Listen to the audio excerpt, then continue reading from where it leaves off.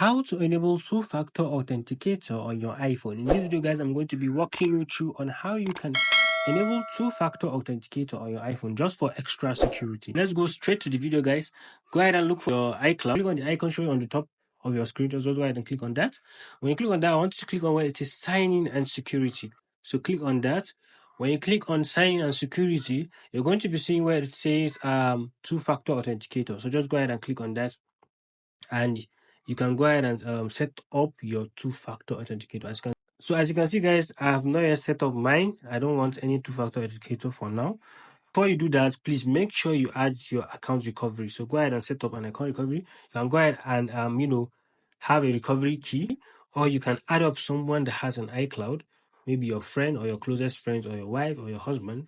Here, click on add and go ahead and add the person.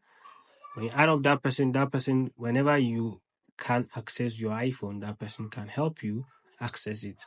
So this is how you can add up two-factor authenticator on your iPhone. I hope this video is helpful. If this video is helpful, don't forget to click the like and subscribe button to support the channel. See you on the next one.